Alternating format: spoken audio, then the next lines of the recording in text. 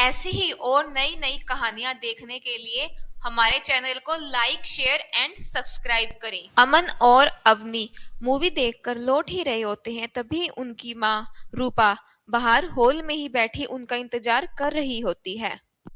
आ गई तुम दोनों? कहाँ गए थे बाहर घूमने, मुझे बिना बताए? कहीं नहीं माँ, हम तो बस यही। अमन, कोई जरूरत नहीं है बताने की कि हम कहाँ गए थे।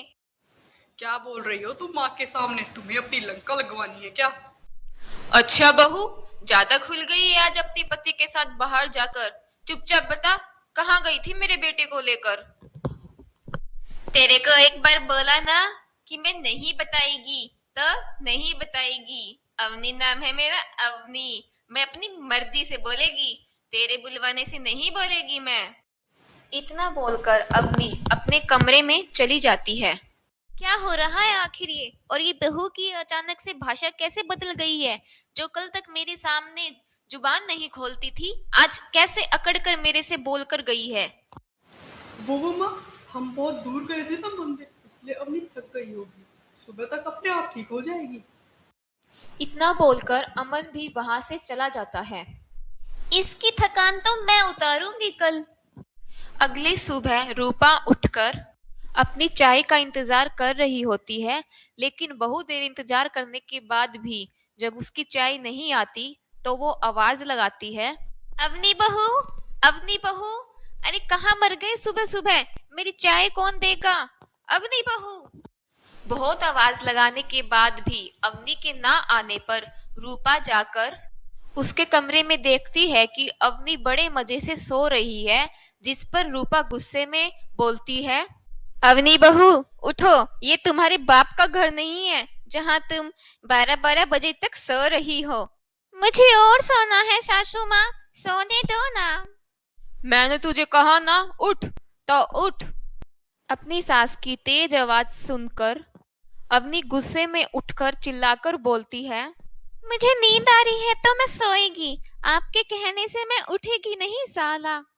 इतना कहकर अवनी वापस से सो जाती है और रूपा अपनी बहू का ऐसा बिहेवियर देखकर दंग रह जाती है और उसे समझ नहीं आता कि ये क्या हो रहा है, और बेचारी रूपा को अपने लिए खुद ही चाय बनानी पड़ती है। कुछ समय बाद जब शाम हो जाती है, तब दोनों सास बहू बैठकर टीवी देख रही होती है। तभी, बहू, जरा रिमोट उठा कर दियो, मेरी कमर दर्द है, झुका नहीं जाएगा मुझसे। आप ये बहाने मुझे अपने कदमों में झुकाने के लिए कर रही है ना, पर मैं भी पुष्पा हूँ, पुष्पा, मैं झुकेगा नहीं साला। अवनी एक बार फिर से अपनी सास को उल्टा जवाब देकर अपने कमरे में चली जाती है। किसी भूत या चुड़ैल का साया तो नहीं मेरी बहू पर? लगता है कोई पुष्पा नाम का भूत मेरी बहू में समा गया है। हे भगवान, अब मैं क्या करूं? अपनी बहू के बदले बर्ताव के कारण इसे ऊपरी चक्कर समझकर रूपा अपने घर एक बाबा को उसे ठीक करने के लिए बुलाती है। बाबा, मेरी बहू के अंदर कोई पुष्पा नाम की आत्मा आ गई है, आप उसे बाहर निकाल दो, मैं आपके सामने हाथ जोड़ती हूँ। No fear when Baba is here. मैं यहाँ पर एक गोला बना रहा हूँ, तुम अपनी बहू को मेरे पास ले आना। बाबा कमरे के बाहर एक घेरा बनाकर उसमें अवनी को बिठाने के लिए आदेश देता है। रूपा अवनी को सोते हुए उसका हाथ पकड़कर उठा लाती है और बाबा के पास लाकर खड़ा कर देती है। इतने में अवनी नींद से जाग जाती है और उसकी आंखें खुल जाती हैं। माँ जी, ये सब क्या चल रहा है? और ये ढोंगी बाबा कौन है? तुम्हारी बहू के अंदर तो एक बहुत ही बदतमीज आत्मा का साया है, इसे जल्दी ही निकालना पड़ेगा, इसे जल्दी से यहाँ पे बैठाओ। ए ढोंगी बाबा, तेरे कहने से मैं यहाँ बैठेगी नहीं साला, अपनी खैरियत चाहता है तो जल्दी से निकल यहाँ से। तू जानती नहीं है मैं कितना बड़ा जाना पहचाना बाबा हूँ, तेरी जैसी फूल को तो मैं यूं ही चुटकियों में निकाल फेंकूंगा। पुष्पा नाम सुन के फ्लावर समझा क्या? मैं फायर है, फायर। इतना कहते ही अवनी बाबा को एक थप्पड़ लगाती है और बाबा जल्दी से सारा सामान समेटकर वहां से भागने लगता है। अरे बाबा, मेरी बहू के अंदर के आत्मा को तो बाहर निकाल के जाओ। मैं ही नहीं बचूंगा तो आत्मा कहाँ से निकालूंगा? मेरे बस की बात नहीं है ये, तुम किसी और को बुला लेना। बाबा तो वहां से भाग जाता है। माँ जी, आज तो आपने इन बाबा को बुला लिया है, लेकिन आगे से आपने ऐसे किसी को बुलाया तो आप भी इन बाबाओं के साथ भागते हुए दिखेगी यहाँ से।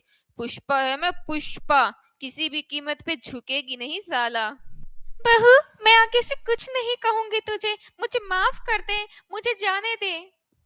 अमन बेटा, मुझे बहू के अंदर किसी आत्मा का साया लग रहा है। आजकल बहुत ही अजीब सी हरकतें कर रही है।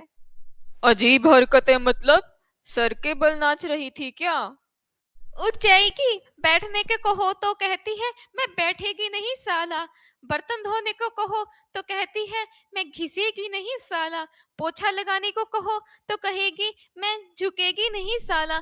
मुझे तो बहुत डर लग रहा है, लगता है किसी आत्मा का साया है। मैंने तो एक बाबा को भी बुलाया था, लेकिन बहू ने उसे भी भगा दिया। माँ, आप चिंता मत करो, मैं बात करता हूँ उससे।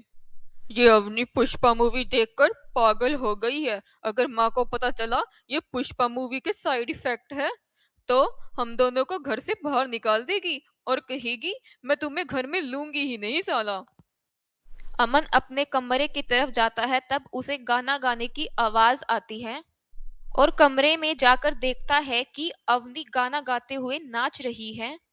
तेरी झलक का शर्फी, शिवल्ली नैना मोदक बर्फी। अवनी, तुम ये क्या कर रही हो? तुम तो पुष्पा मूवी देखकर पागल ही हो गई हो। पता है, माँ को लगता है कि तुम्हारे अंदर कोई आत्मा का साया है।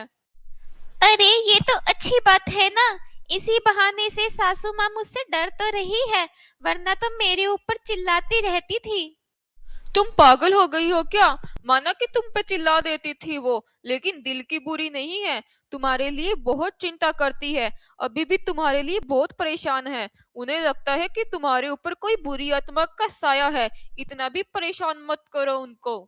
सच में अब मुझे भी लगता है कि बहुत हो गया ये पुष्पा बनने का खेल। सासू माँ को सच बता देती हूँ कि मैं एक पुष्पा मूवी देख कर आई थी, उसी की मैं हरकतें कर कर दिखा रही थी। अमन और अवनी अपनी माँ को सच बताने जाते हैं और हॉल में पहुंचकर देखते हैं कि रूपा पुष्पा मूवी ही देख रही होती है। अच्छा, तो बहू के अंदर पुष्पा का भूत यहाँ से आया था। उस दिन ये दोनों मंदिर नहीं गए थे मतलब। आने दो दोनों को बाहर, अब मैं बताती हूँ उनको पुष्पा बनकर। दोनों को छोड़ेगी नहीं मैं साला। अब हम नहीं बचेंगे साला। अब तक अवनी पर पुष्पा का नशा इतना था कि रूपा परेशान हो गई थी। अब रूपा पर पुष्पा का नशा चढ़ गया है, तो आप सोच ही सकते हैं कि अवनी का क्या हाल होगा। आखिर सास बहू से बढ़कर ही होती है।